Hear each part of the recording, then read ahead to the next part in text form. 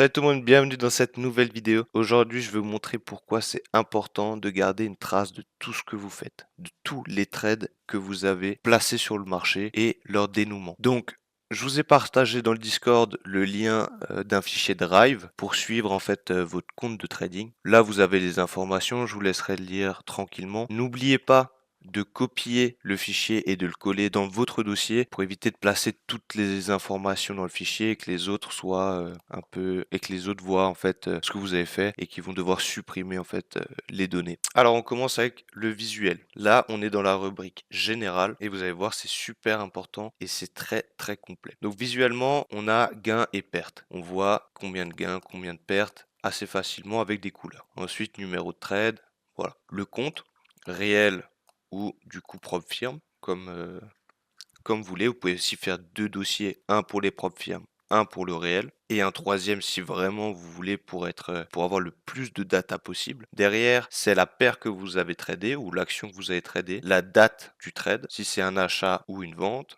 le jour de la semaine, la session pendant laquelle vous êtes rentré dans le trade, est-ce que vous avez tradé un retracement ou une continuation, l'heure de la prise de position qui est très importante, l'heure de clôture qui l'est un peu moins, et ensuite le dénouement du trade. Est-ce que c'était un SL, un TP plein, une clôture partielle ou un BE. Le résultat, donc forcément gain ou perte. Notez ici en pourcentage ce que vous avez fait, pas en chiffres, mais vraiment en pourcentage pour pouvoir avoir une stat qui est clean, qui est nickel. Vous allez voir qu'une fois que vous avez complété le tableau, et ben derrière, on a les graphiques qui vont se mettre à jour. Donc vous voyez, on a les moyennes perf, le win rate, l'évolution des perf data.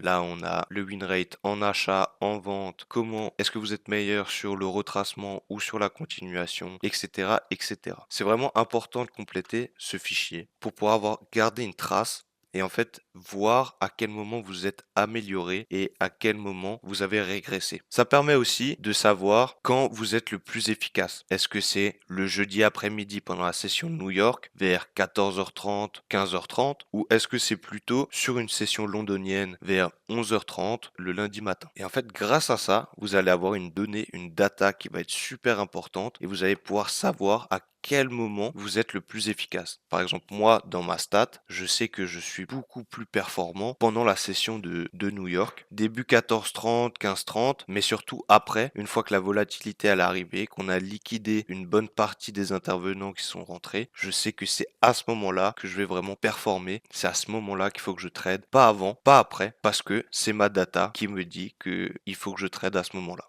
Bien sûr, il faut rajouter aussi la confluence de l'analyse. Si par exemple à 14h30, il y a une grosse news comme le PIB, je vois qu'on vient liquider une zone et on est vraiment dans mon breaker, on a traversé la FVG, je vois qu'on fait une manipulation pour aller chercher des plus bas si je suis vendeur, bah à ce moment-là, bien sûr que je vais prendre le trade. Je vais pas me dire ah non, il faut que j'attende 16h30 ou 17h avant de prendre ma première position. Il faut savoir jauger en fait. Donc ça c'est le général. Derrière, on a les entrées. Donc, pareil, une fois que vous avez complété, tout va se remettre directement ici. Là, vous avez les performances sur les entrées. Donc, est-ce que vous êtes rentré sur une prise de liquidité UT ou STNB? Est-ce que c'était plutôt un UTAD ou un Spring? La cassure de la structure, est-ce qu'elle était nette ou pas? Est-ce qu'on a pris la TS? Est-ce que on l'a pas pris? C'est vraiment toutes les données. Il faut vraiment analyser à fond chaque trade que vous avez pris, que vous avez inséré dans le marché pour une fois de plus sortir une data qui est clean et vous savez quand prendre un trade. Derrière, on a la structure et le contexte. Bon, je vous ai laissé des cases vides au cas où si vous voulez rajouter vos propres confirmations. Parce que du coup, tout le monde n'a pas la même analyse, tout le monde n'a pas les mêmes confirmations. Vous avez des cases de disponibles si vous voulez rajouter certaines choses. Et c'est vraiment à votre guise. Pareil, zone d'entrée. Donc, est-ce que vous voulez rajouter, j'ai vu le breaker, par exemple en 15 minutes, alors qu'en fait c'était un breaker 30, mais c'est quand même passé? Ou est-ce que j'avais vu un breaker 1 heure, mais en fait c'était un breaker 30 minutes et c'est passé, etc., etc. C'est vraiment à vous de compléter ces cases-là. Pareil pour le SL, vous pouvez rajouter, bah voilà, on n'a pas pris la TS, on n'a pas pris une tiers, ou on n'a pas pris la liquidité avant de partir. Derrière, je me suis fait SL parce que je suis rentré avant la prise de liquidité. Pareil, c'est à vous de compléter ces cases-là. Et pareil pour le TP et le management du trade. Toutes les informations sont expliquées en fait dans la présentation dès le début. Donc là, c'est vraiment à vous de jauger. Donc vous verrez bien qu'une fois que vous avez lu la présentation, ça va être plus simple pour compléter derrière le fichier. On peut se faire un exemple ensemble si vous voulez. Donc admettons qu'on a pris un trade sur FTMO, sur du coup le XOUSD. Aujourd'hui, donc on est le 028. C'était une vente, on est vendredi. Vu qu'il est 11h30, c'est la session de Londres avec une continuation. La prise de position du coup, elle est à 11h30. Les secondes, c'est vraiment si vous avez envie ou pas, hein, forcément. Moi, je les ai pas mises parce que je trouve que ça sert pas à grand chose. Mais au moins, la tranche horaire dans laquelle vous êtes. La position n'a pas encore été clôturée. Du coup, on vient de prendre le trade, donc pour l'instant, on attend. Le dénouement, on sait toujours pas, etc. Donc maintenant, faisons un bond dans le futur. On va dire qu'il est 12h30. Le trade a duré 1 heure. On vient de faire un TP et on a pris un partial. Donc on est en gain. On est même en BE, mais en BE avec un gain vu qu'on a fait un partial. Là, je vais rajouter 0,50% en plus.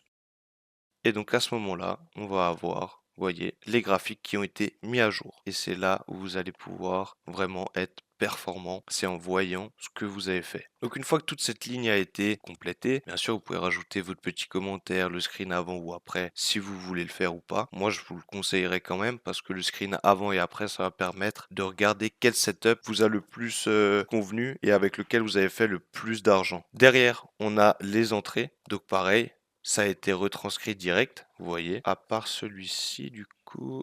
Mais là, si vous avez un problème sur le fichier, prenez juste la case du dessus, vous faites défiler la cellule, ou sinon vous voyez qu'il y a la formule qui est juste ici, vous avez juste à copier-coller et changer du coup les chiffres. Ensuite, la TF d'entrée, on va mettre du 15 minutes. Le week-off identifié, donc est-ce qu'on a eu une manipulation de marché ou une accumulation d'ordre? On va dire qu'elle était moyenne, horizontale ou verticale, on va dire du coup horizontale. Et quelle prise de liquidité nous a donné cette confirmation? C'était un STNB. La cassure de la structure, on va dire qu'elle était moyenne, on l'a vu moyennement. Et est-ce qu'on a pris une TS? Et est-ce qu'on est rentré avant ou après la TS? Donc là, c'était avant. On s'est pris le BE, on a pris quand même 0,50% de performance. Et une fois de plus, le lien du TradingView, donc de la prise de position. Et donc, une fois que vous avez complété toutes les cellules, les graphiques se mettent à jour. Ok, bah c'est tout pour moi. J'espère que vous avez bien compris l'importance en fait de ce fichier. Si vous avez des questions ou des problèmes sur les cellules, l'importation de données ou toute autre question à ce sujet-là, il n'y a pas de problème. Venez me les poser dans le Discord et j'y répondrai. Bon apprentissage à tous.